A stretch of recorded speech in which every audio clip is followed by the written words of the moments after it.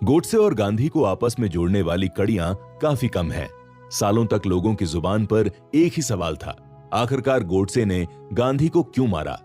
इस सवाल से जुड़ी बातें गोडसे ने अपने कोर्ट ट्रायल के वक्त एक बयान में सामने रखी थीं, जो कि 8 नवंबर 1948 को रिकॉर्ड किया गया था।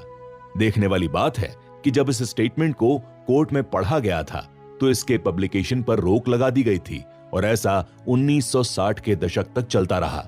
लेकिन जब 60 के दशक में गोडसे के साथियों को जेल से रिहा किया जाने लगा तो अलग अलग भाषाओं में इस बयान को छापा जाने लगा। 1977 में गोडसे के भाई गोपाल ने इंग्लिश में इस बयान को छापा, जिसका टाइटल था may it please your honour. हालांकि इसी पब्लिकेशन को एक नए सिरे से 1993 में सामने लाया गया, जिसका टाइटल काफी हिलाने वाला था, why I assassinated Mahatma Gandhi.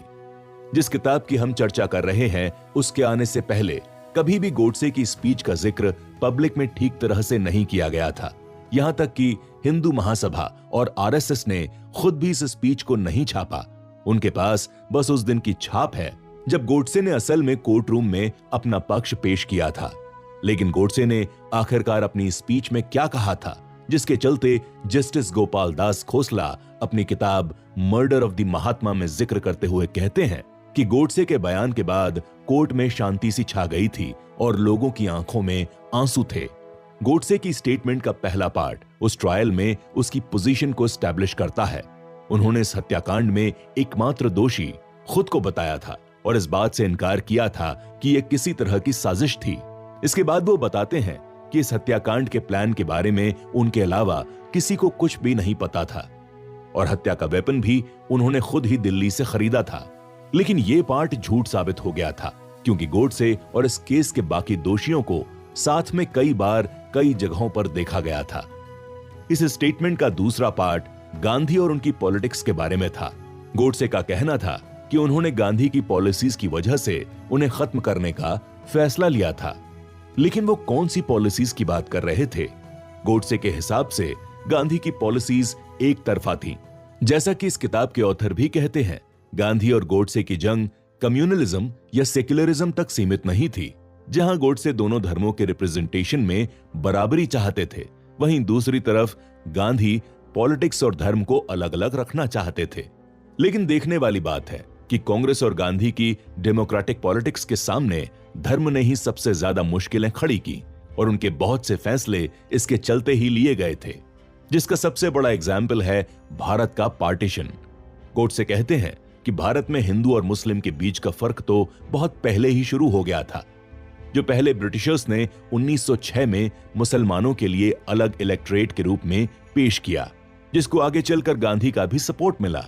Godse का मानना था कि गांधी ने हमेशा ही हिंदू मुस्लिम यूनिटी के बहाने मुसलमानों को ज्यादा फायदा देने का काम किया था, क्योंकि गांधी का कद कांग्रेस पार्टी में इतना ऊंचा था कि उन्हें मना करने वाला कोई नहीं था। गांधी का इन्फ्लुएंस कांग्रेस पार्टी में धीरे धीरे बढ़ा और फिर सबसे सर्वोपरि हो गया। गोडसे का मानना था कि गांधी एक तरफ तो खुद को अहिंसा का प्रतीक मानते थे, लेकिन उनकी वजह से ही भारत के सैनिकों को पहले और दूसरे वर्ल्ड वॉर में अपनी जान गंवानी पड़ी थी, और वो भी ब्रिटिश हुकूमत के लिए जिन्होंने देश को बर्बाद किया था। वो कहते हैं कि 1919 तक गांधी को पता लग गया था कि मुसलमानों का भरोसा जीतने के लिए उन्हें उनके फायदे की पॉलिसीज को सपोर्ट करना जरूरी था। इसीलिए ही गांधी ने खिलाफत मूवमेंट को सपोर्ट किया और 1921 के मोपलाह मासेकर में चुप्पी साधी, जब मुसलमानों ने हिंदुओं की बड़े पैमाने पर हत्या करी। गोडसे कहते हैं कि नेशनल यूनिटी के लिए केवल हिंदू ही कॉम्प्रोमाइज कर रहे थे और ऐसा मुसलमानों के खेमे से देखने को नहीं मिल रहा था। 1915 से 1947 के बीच गांधी ने अपनी जिद के चलते बहुत से गलत फैसले लिए, जिसका खामियाजा केवल हिंदुओं को भुगतना पड़ा।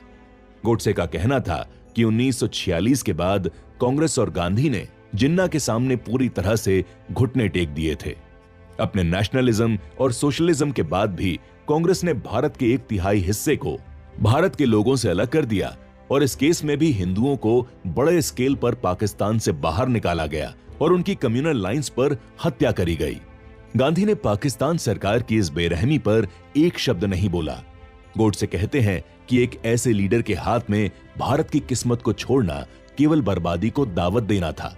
गांधी के बाद भारत की पॉलिटिक्स को एक नई उम्मीद मिल सकती है और वो अपने फैसलों में ज्यादा प्रैक्टिकल हो सकते हैं, जिससे इस देश के लोगों का भला हो। वो लास्ट में कहते हैं कि मुझे पता है कि मेरा फ्यूचर पूरी तरह से खत्म हो चुका है और मैं दया की उम्मीद नहीं रखता। मैंने गांधी जी पर सबके सामने गोली चलाई थी और उसके बाद भागने की भी कोशिश नहीं करी। मैं अपने विचारों को एक ओपन कोर्ट में पेश करना चाहता था और मुझे यकीन है कि इतिहास के साथ ईमानदारी से खड़े रहने वाले लोग मेरी कहानी पूरी दुनिया को सही ढंग से बताएंगे।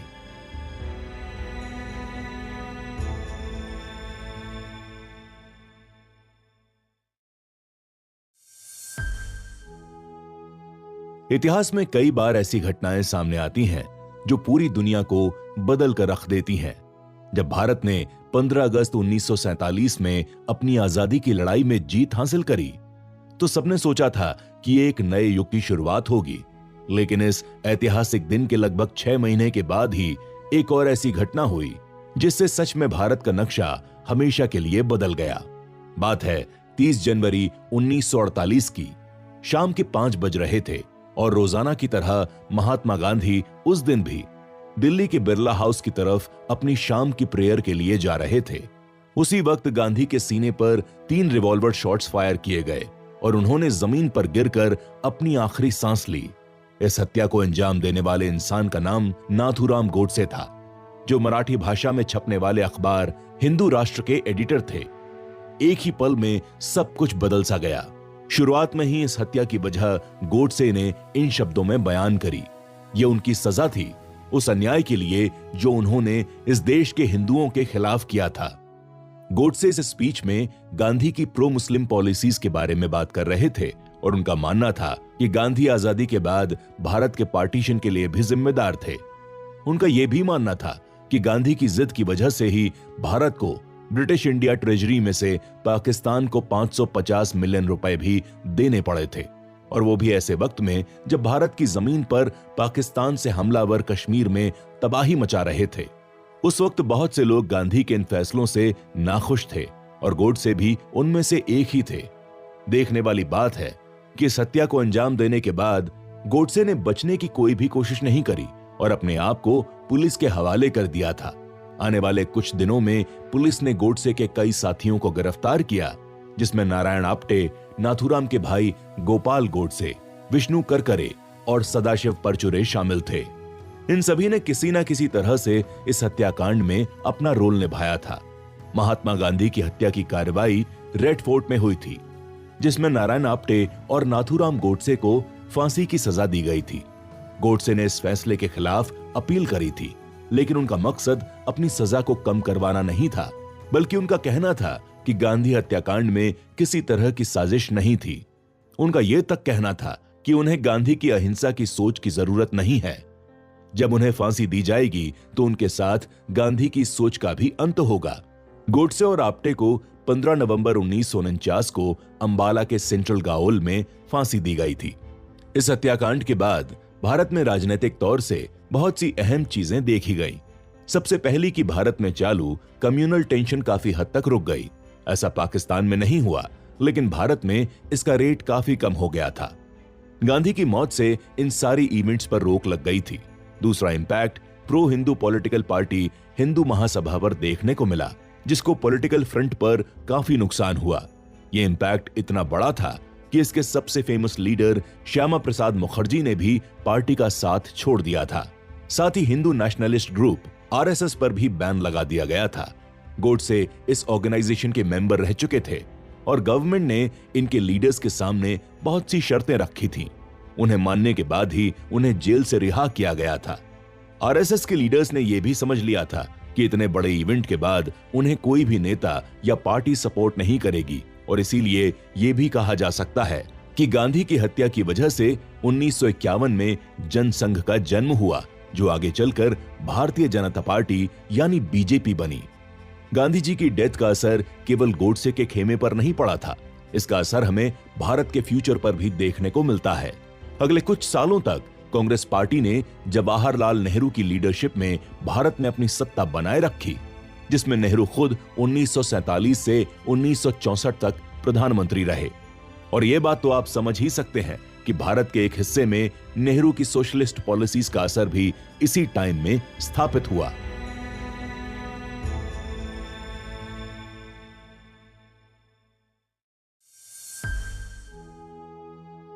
इन 3 एपिसोड से बहुत से लोगों को लग सकता है कि केवल गोडसे ही ऐसे हिंदू लीडर थे जिन्होंने एक्सट्रीमिस्ट तरीके से अपने इस एजेंडे को अंजाम दिया, लेकिन ऐसा नहीं है।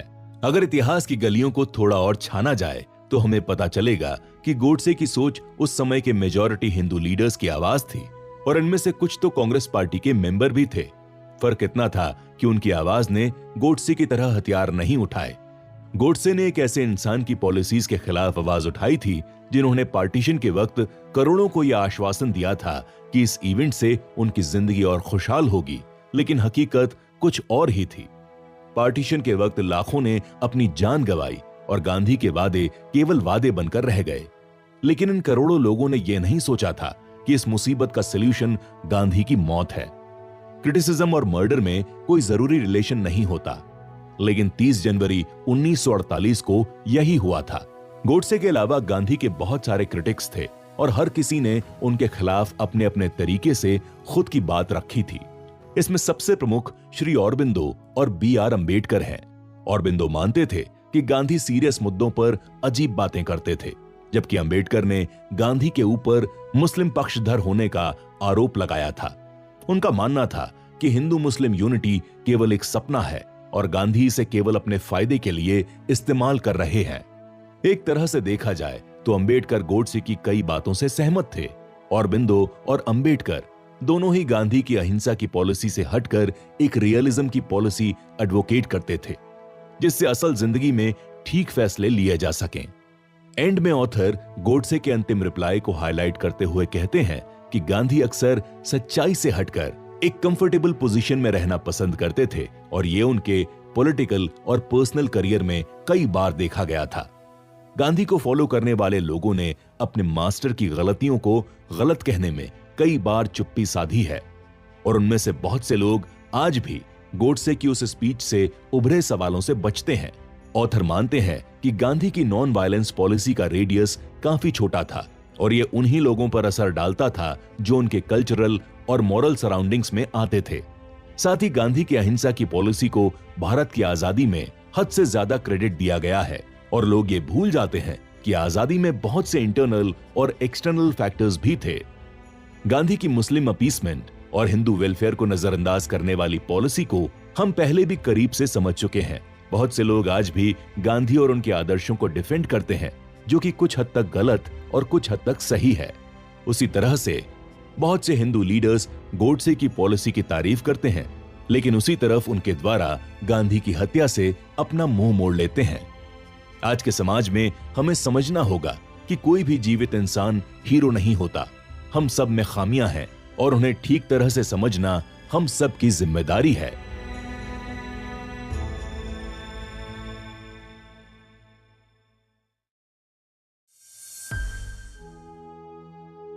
पॉलिटिकल दौर में हमेशा के लिए यह डिबेट चलती रहेगी कि क्या गोडसे के द्वारा गांधी की हत्या एक सही स्टेप था या नहीं। इस टाइम में हमारा मकसद होना चाहिए कि हम हिस्ट्री को एक फेरी टेल की तरह पढ़ने के बजाय फैक्ट्स पर ध्यान दें और हर किसी को एक बराबर तराजू में तौलें। इस कुकू एफएम बाइट्स में बस इतना ही। उम्मीद है आपको हमारी ये पेशकश पसंद आई होगी। अगर आप इस टॉपिक से रिलेटेड फुल ऑडियो बुक सुनना चाहते हैं तो कुकू एफएम पर available why I killed Gandhi सुन सकते हैं। कुकू एफएम, सुने जो मन चाहे।